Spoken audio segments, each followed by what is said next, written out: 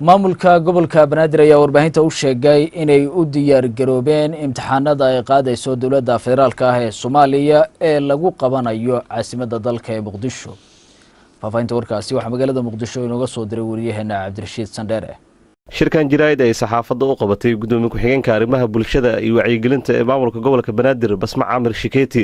ayaa waxa ay kaga hadashay ka maamul ahaan inay u diyaar garoobeen imtixaanada wasaaradda waxbarashada ee dawladda Soomaaliya oo dhawaan lagu qaban doono caasimadda Muqdisho.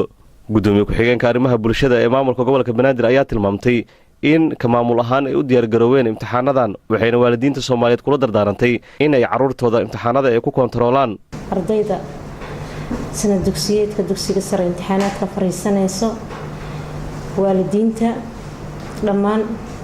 waxaan rabaa inaan baaq u diro aan dhaho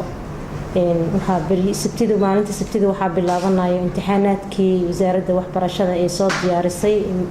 ee sanad dugsiyeedkii in laga faa'iideysto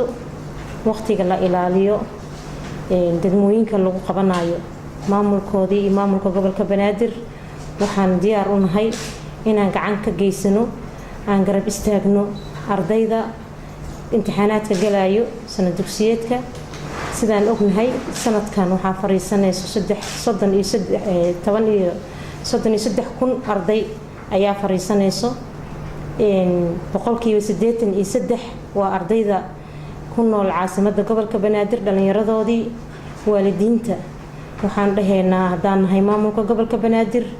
imtixaanaadka wasaaradda ay qabanayso ardayda muhiim ayay u tahay shahaadada ay bixinayso wasaaradda waxbarashada in ardayga loo diro oo ka qayb gala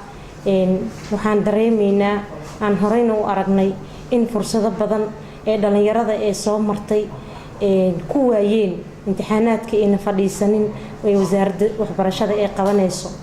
dhanka kale Basma Camir Shikeeti gudoomiye ku-xigeenka arrimaha bulshada iyo wacyigelinta ee maamulka gobolka Banaadir ayaa waxa la weydiiyay su'aal ay ahayd xirnaashaha wadooyinka iyo gelista imtixaanka sida la isku waafajin karo waxayna sheegtay in ardayda wadooyinka loo furi doono 600 oo ciidan ay u diyaar gareeyeen muddada imtixaanka lagu guda jiro. kan waxaan diyaar u nahay in iskuulaadka ay ku galayaan